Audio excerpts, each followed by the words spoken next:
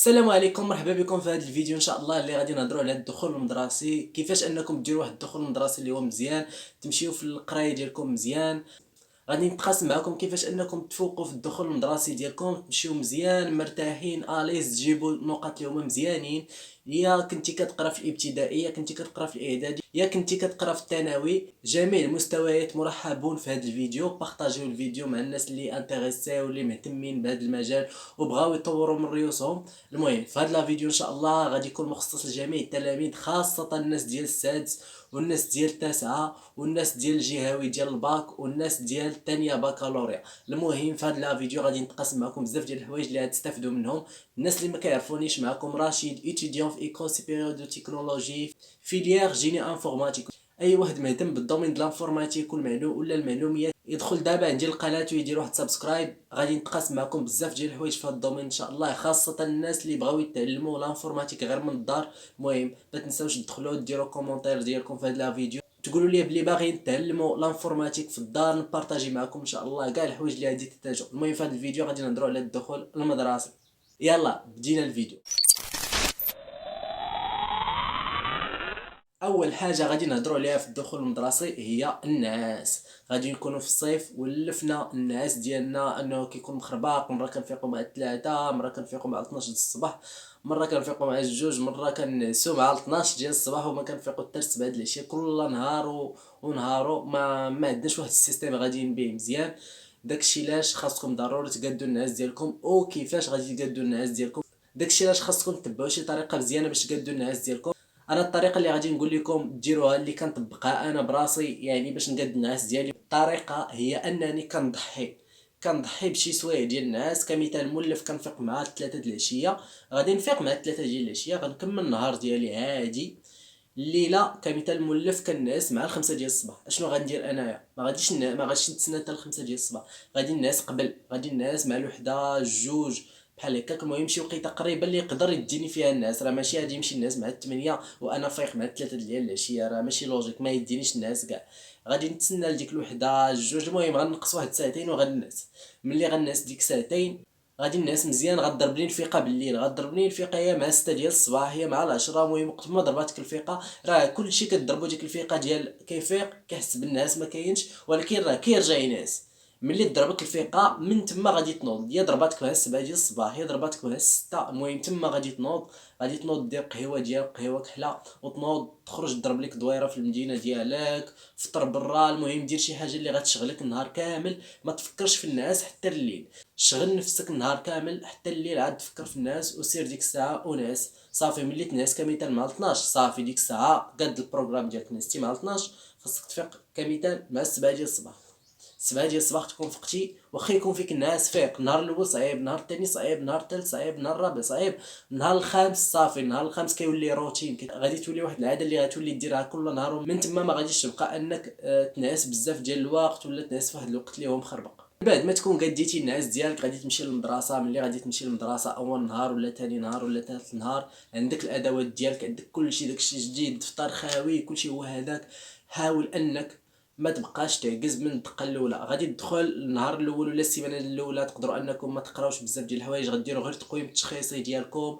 حاول انك تخدم في التقويم التشخيصي باش تعرف المستوى ديالك. حاول الا كان عندك شي مشكل تمشي تقولها للاستاذ، تقول لي استاذ عندي مشكل في الاشارات في الماط، عندي مشكل في الفيزيك، اشنو الحوايج اللي ضروري خاصني نكون كنعرفهم. يعني بقى تسول لي بروف ديالك باش انهم يعاونوك يعطيوك نصائح باش انك تخدم على راسك في الدار باش تجيب نقطه اللي مزيانه. المهم من بعد ما تدخل عندك ادوات كلشي داكشي جديد، حاول انك دوك الدفاتر اللي عندك تشد ديك الورقه اللورانيه ديال الدفتر. انا هاد القضيه كنت كنديرها من السابعه الثامنه التاسعه السيزيام، التاسعه السانكيام سيزيام الباك ديالي. كنت ديما كنشد الورقه الاخرانيه. اشنو كنت كندير فيها؟ كنت كندير فيها الاسئله، يعني اي حاجه كان كيسول عليها البروف في القسم. كيبقى زعما يقول لكم شكون يعرف لي هذا المصطلح، شكون يدير لي هذه، شكون يدير لي. كنبقى نكتبو في اللور ديال الدفتر. علاش؟ حيت فاش كتجي المراقبه المستمره الاستاذ كيكون عاقل على دوك الاسئله. اللي سولكم في القسم هما نيت اللي غادي تلاقى في الامتحان. 90% من الاسئله غادي تلاقاهم الاستاذ كان كيسولكم في القسم، كان كيشرحهم لكم. داكشي علاش ما تضيعوش ريوسكم من الاول العام، من الحصه الاولى. اي حاجه سولكم عليها ولا شرحها لكم وركز عليها، ديما الاخر ديال الدفتر غدير واحد البارتي ودير فيها الاسئله، واي سؤال كيسول في القسم كتمشي تما كتكتبوا فيه، وملي كترجع للدار كدير واحد لافيش ديالك كتكتب فيها داك السؤال وكدير الاجابه ديالو. بهذه الطريقه كتكون غادي مزيان. اول حاجه كتفهم الدرس ديالك في نفس النهار اللي خدمتي فيه. ثاني حاجه كتوجد المراقبه ديالك باش تجيب النقطه اللي مزيانه. وإلا عندك الامتحان المحلي راه صافي، تما الامتحان المحلي الاساتذه اللي كيحطوه تما غتكون فرقعتي وغتجيب النقطه اللي مزيانه. ثالث حاجه اللي غنهضر عليها اللي هي الصحاب.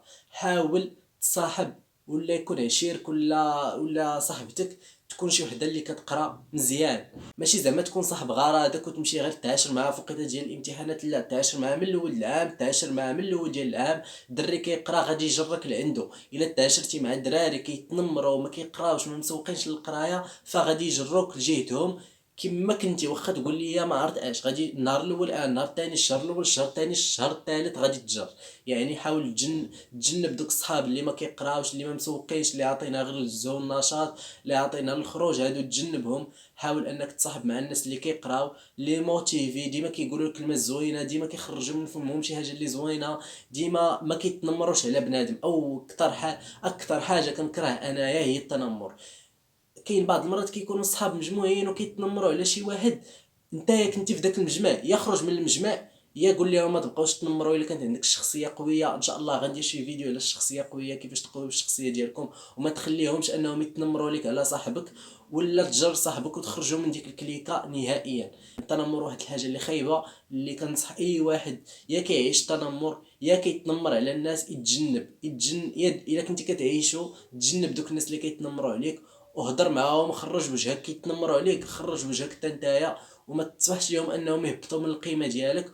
وهضر معاهم، ما تهبطش النيفو ديالهم، ولكن عطا الله الطرق باش غادي تقمعهم. غادي تقمعهم بالنقاط ديالك، غادي تقمعهم بالقرايه ديالك، غادي تقمعهم بالشخصيه القويه ديالك وانك ما مسوقش لهم، غادي تقمعهم ديك العلاقه الزوينه اللي غتكون بينك وبين الاستاذ، غادي تقمعهم بديك الطريقه اللي انك ديما انت ضاحك وما مسوقش لهم وخا ما عرفت اشنو كيقولوا من الداخل ديالهم. ما كيعجبهمش الحال حيت ما كيكونوش وصلوا لداكشي اللي بغاو. خلي ديك الشخصيه ديالك قويه وما تسوقش ليهم.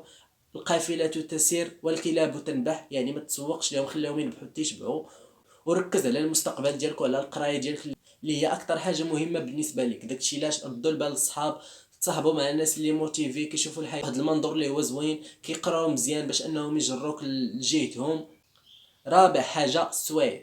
الا كان النيفو ديالك هابط وكنتي ميسور ماديا، حاول انك تبدا السوايع من الاول العام، ما تسناش حتى الاخر ديال العام. كان عندك مشكل في الفرنسي، كان عندك مشكل في اللونجلي، كان عندك مشكل في المات، شي مشكل في الفيزيك، واخا هادشي كامل الصراحه كاين في يوتيوب، ولكن كاين بعض التلاميذ اللي ما كيقدروش يتبعوا في يوتيوب، كيكون عندهم فرط الحركه، يعني ما عندهمش داك التركيز 100% ديال انهم يبقاو يتفرجوا في الفيديو بحال هكا، وغادي يركزوا 100% مع اليوتيوب. داكشي علاش خاصهم شي استاذ اللي غادي يواكب المسيره ديالهم. المهم كيف ما قلت لكم حاولوا انكم تبداو السوايع من الاول ديال العام، ما تسناوش حتى الاخر، خاصه الا عندك شي امتحان اشهادي يا التاسعه يا السانك يا السيزيام يا الباك. حاول انك تبدا السوايع من الاول ديال العام، تعالج الاخطاء اللي كدير، تعالج الفراغات اللي عندك في القرايه ديالك، وتمشي مزيان وتجيب نقاط اللي هما مزيانين. وخامس حاجه بالنسبه ليا واهم حاجه اللي هي الاهداف. غتهز واحد الورقه وستيلو وغتكتب فيها هاد العام باغي نجيب 18.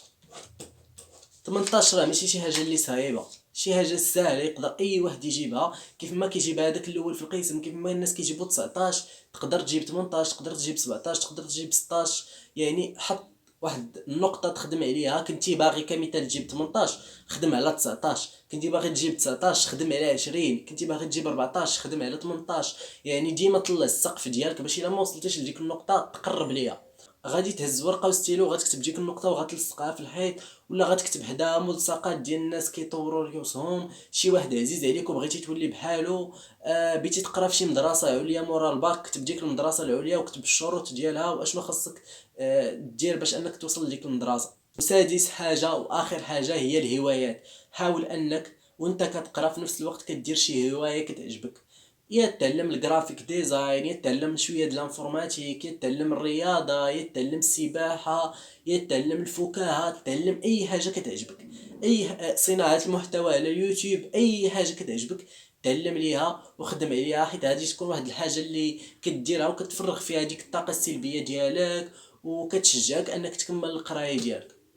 وهذا الشيء اللي كاين في هذا الفيديو. نتمنى الفيديو يكون نال الاعجاب ديالكم، كنتو كتعرفوا تلاميذ اللي غادي يحتاجوا هذه النصائح بارطاجيو معهم الفيديو، ودخلوا عندي الانستغرام غادي نخليه لكم هنايا، كندير دي ستوري اللي هما مزيانين غيموتيفيوك في القرايه ديالك، ونصائح اللي ما كنبارطاجيهمش بزاف في يوتيوب. كنكون نشيط بزاف في الانستغرام، يعني كنبارطاجي ستوريات لي بوست، كنقول لكم النهار ديالي كيفاش كيدوز. وهذا الشيء اللي كاين في هذا الفيديو، ما تنساوش ديروا واحد لايك واحد قلب زرق الا وصلتوا للنهايه ديال الفيديو باش نعرفكم وصلتوا حتى للاخر ديالو. وهذا الشيء اللي كاين، ونتلاقاو في فيديو جديد ان شاء الله وموضوع جديد اللي تقدروا ديروا لي الاقتراحات ديالكم في لي كومونتير. وهذا الشيء اللي كاين، ونتلاقاو في فيديو جديد ان شاء الله والى اللقاء.